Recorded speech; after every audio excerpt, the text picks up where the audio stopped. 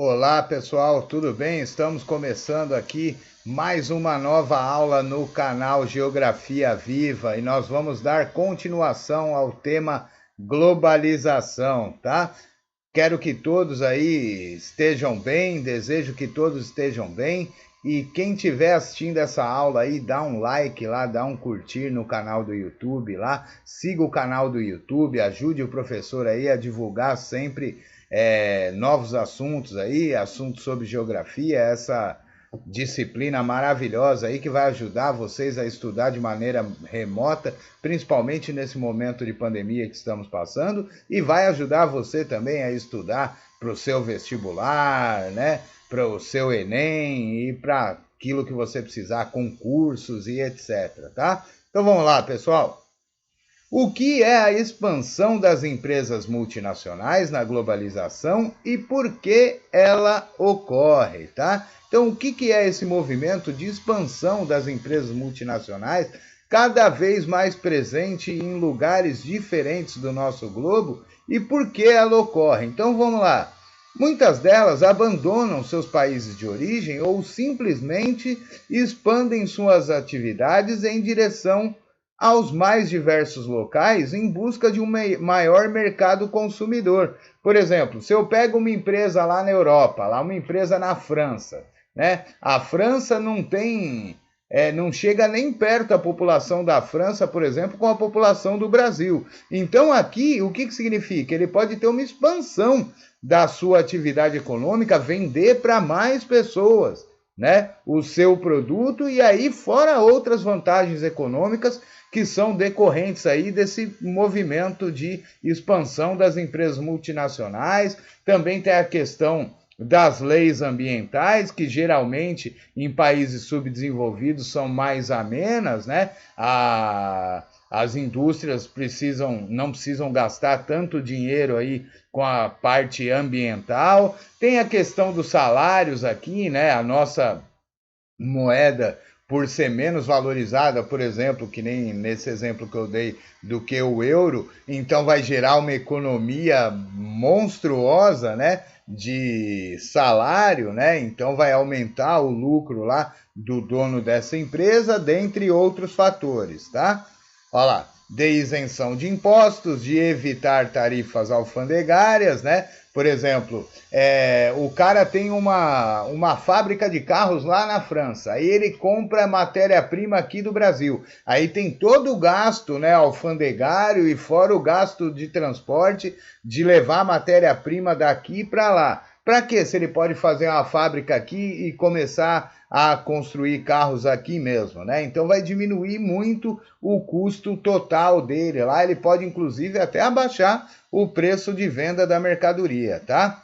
E de angariar um menor custo com mão de obra, como eu disse, né, salários menores e matérias-primas também, já que ele compra aqui a matéria-prima, então vai ficar mais barato o deslocamento para ele, tá? Então, essa expansão das empresas multinacionais na globalização, não é que uma empresa vem se estabelecer, vai se estabelecer no Brasil porque é bonzinho para gerar emprego, né, para o país que está passando por uma crise de desemprego, não. Vai de acordo com o interesse econômico, onde gerar mais lucro para eles é para onde eles vão estabelecer as suas multinacionais, as suas empresas, tá?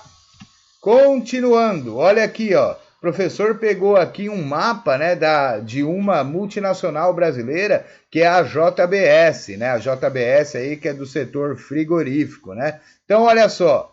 Aqui no Brasil nós temos 13 unidades da fábrica de fábricas da JBS. Ó. Nos Estados Unidos, 52, ó, na Ásia total 15, né? Na África e no Oriente Médio 4, na Europa 4, aqui na Oceania 3, né? Então nós temos aí uma expansão, uma busca de expansão da JBS, que é uma multinacional brasileira, para outros mercados, tá? Buscando também, lembrando sempre, aumentar os seus lucros e aumentar também o seu número de clientes, né? Quanto mais longe é o alcance, né, da minha indústria, mais novos clientes em potencial eu vou adquirir, tá? Vamos lá, o que prega o sistema liberal ou neoliberal na globalização, né? O principal mandamento, né, do liberalismo ou do neoliberalismo é a diminuição do tamanho do Estado. Como é que se diminui o tamanho do Estado? Como é que se diminui o tamanho do governo, né? A influência do governo no processo econômico, né? Inclusive com a diminuição também da interferência do governo em empresas, né? Por exemplo, aqui no Brasil nós temos diversas estatais, que são indústrias pertencentes ao governo, né? E aí o que os liberais querem? Que essas empresas sejam estatais, sejam privatizadas, ou seja, sejam vendidas para iniciativa privada, né? Passem a pertencer a uma pessoa ou a um grupo de pessoas, atendendo exclusivamente os interesses daquele grupo de pessoas, né? E deixando de atender os interesses da população de um país e deixando, né, o Estado deixando o papel de empresário, né? Só que nós vimos aí, principalmente agora durante a pandemia, que esse modelo aí, pelo menos aqui para o nosso país e para os países subdesenvolvidos em geral, mas não só isso, né? Também se a gente for analisar a situação de países desenvolvidos, também é um modelo econômico bastante, vamos dizer assim, complicado, né? Porque, por exemplo, eu vou dar um exemplo bem simples para vocês. Os Estados Unidos, eles têm quase que não, né? Eles têm o setor de saúde deles totalmente privatizado. Então não existe, por exemplo, um programa lá como o SUS, né? Que são os hospitais públicos, né? As unidades de saúde pública. Lá, se você está doente e quer se tratar de uma doença, você tem que pagar. Você não tem atendimento público. O que aconteceu agora com a pandemia? O Estado, né, o governo, começou a comprar leitos, né, em entidades privadas, em hospitais particulares, né? Não só isso, o governo teve que injetar dinheiro dele em empresas privadas para que essas empresas não quebrassem aí durante a pandemia. E tem mais ainda, o próprio governo teve que começar a fabricação de medicamentos, né? Custear aí a fabricação de medicamentos para combater a pandemia do coronavírus. E não só isso, o governo também ainda teve que dar dinheiro para que as pessoas que perderam o emprego por causa da crise, pudessem sobreviver aí ao período de pandemia. Então vocês veem aí o que aconteceu. Quando apertou a economia, quando os lucros das economias começaram a cair, aí a população teve que apelar para o capital do Estado, para o capital do governo, né? Então significa o quê? Que o sistema liberal não é um sistema tão eficiente assim, né? Nem o liberal, nem o neoliberal. Aqui o professor colocou para vocês uma charge, né? Olha só, fala aqui, ó, basta a intervenção do Estado na economia. Olha aqui tem um gráfico de lucros, onde está o lucro do empresário? Lá em cima. Então, quando o lucro do empresário está lá em cima,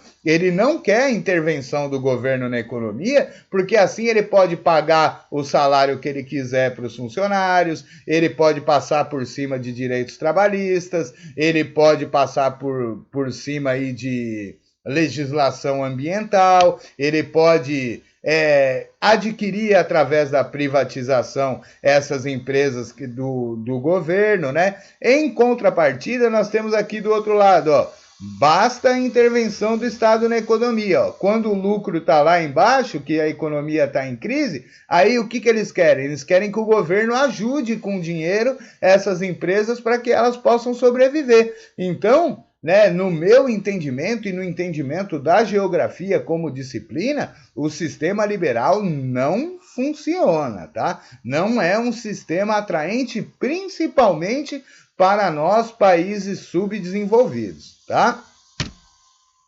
Outra charge aqui agora do nosso Armandinho, ó.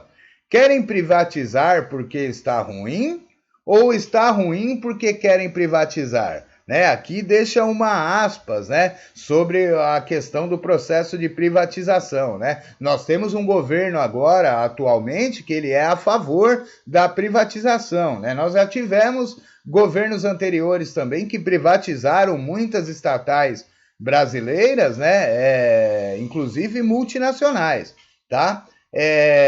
Qual que é o problema da privatização? Vamos lá.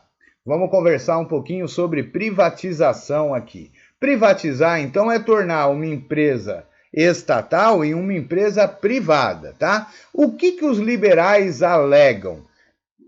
Que se houver a privatização, o serviço vai melhorar. A qualidade do serviço daquela empresa ou do produto que ela produz, ele vai melhorar. Por quê? Porque geralmente, né, essas estatais são o que nós chamamos de cabide de emprego. O que é cabide de emprego? Quando o cara se elege lá, né, ele tem que agradar uma determinada parcela da população aí que fez campanha para ele, que ajudou financeiramente ele, tem que atender a interesses políticos, né? Então o que ele faz? Ele pega uma estatal dessa aí e cria, por exemplo, um monte de emprego fantasma. Ele vai lá e registra o cara como funcionário daquela empresa, mas na verdade o cara nem trabalha naquela empresa. Ou então ainda tem o problema da corrupção, né? Aquela empresa lá, por exemplo, a Petrobras, que nós vimos aí envolvida aí em vários casos aí de corrupção no governo anterior aí,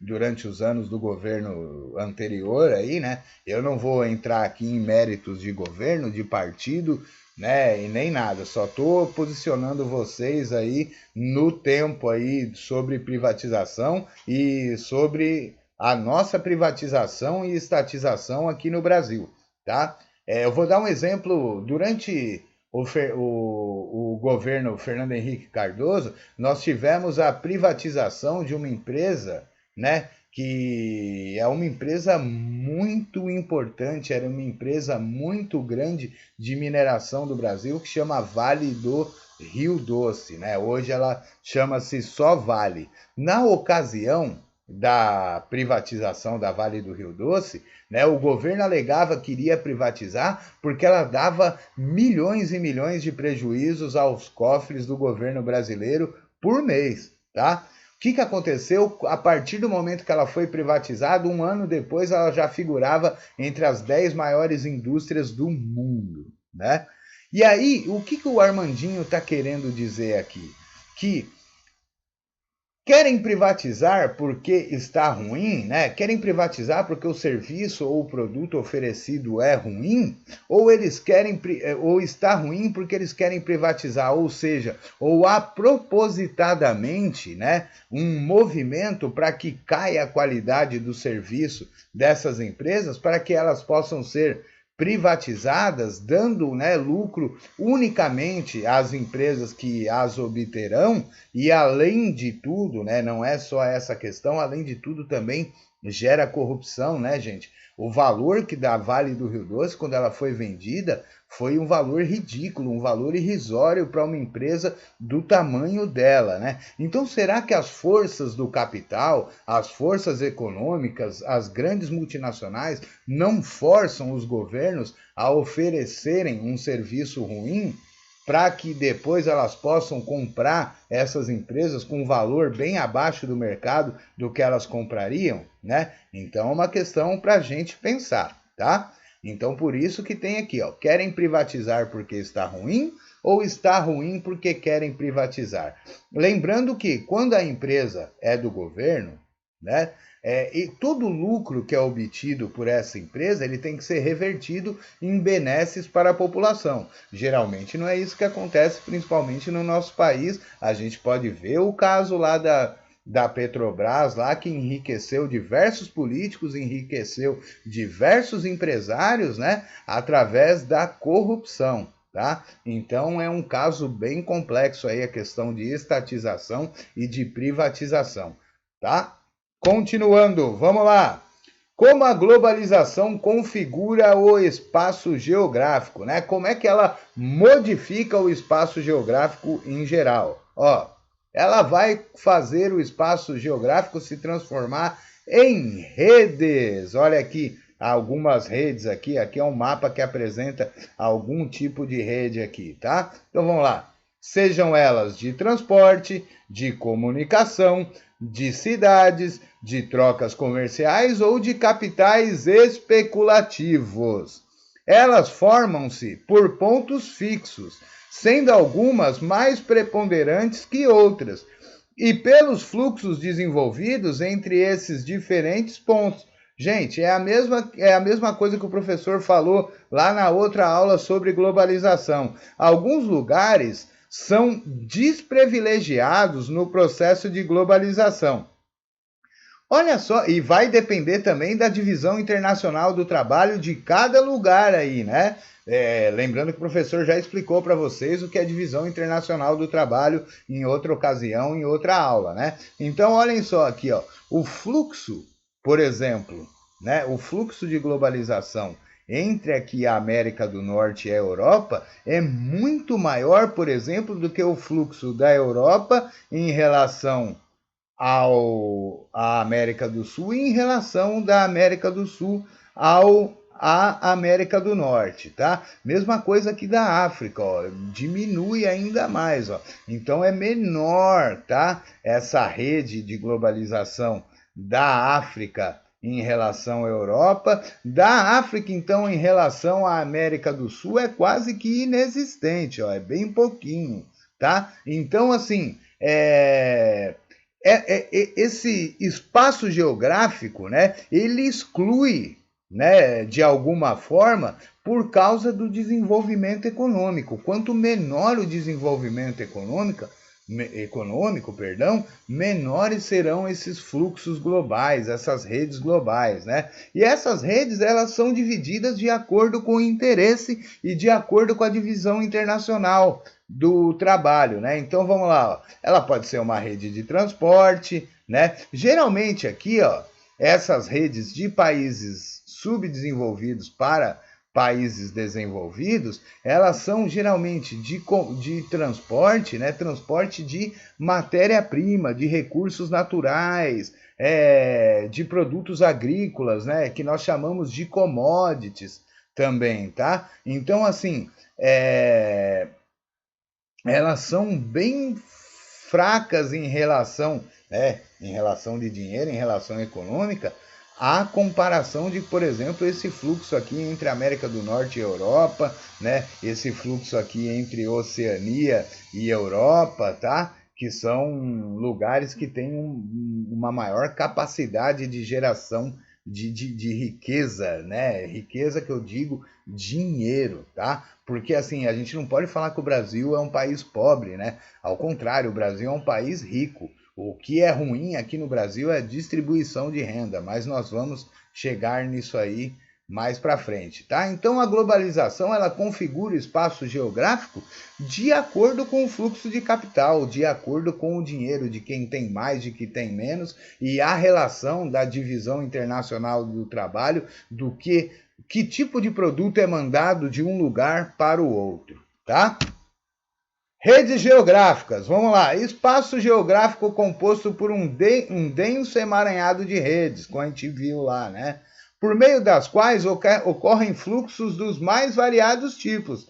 Há redes de comunicação, televisão, rádio, telefone, computadores ligados por satélites e cabos de fibra ótica, né? Geralmente esses fluxos de comunicação vêm dos países desenvolvidos para os subdesenvolvidos como o nosso, tá? Redes de rodovias, né? Que aí são mais internas, né? São mais dentro dos próprios continentes. Ferrovias, que aí podem atravessar continentes. Hidrovias e aerovias, pelas quais fluem mercadorias e pessoas, né? O fluxo também não é só de mercadorias, é de pessoas também. Pessoas que migram, né? Que vão em busca de melhores possibilidades econômicas, né, em busca de melhores qualidades de vida, e a mesma coisa também o fluxo de capital, por exemplo, indústrias que buscam países subdesenvolvidos para ter um maior lucro, tá? E muitas outras. Essas redes podem abranger o espaço geográfico local, nacional, regional e mundial. Beleza, gente? Então nós ficamos aqui. Muito obrigado, espero que vocês tenham tido as suas dúvidas sanadas. Eu desejo a todos o melhor, desejo um abraço, cuidem-se e até a próxima aula. Tchau, tchau.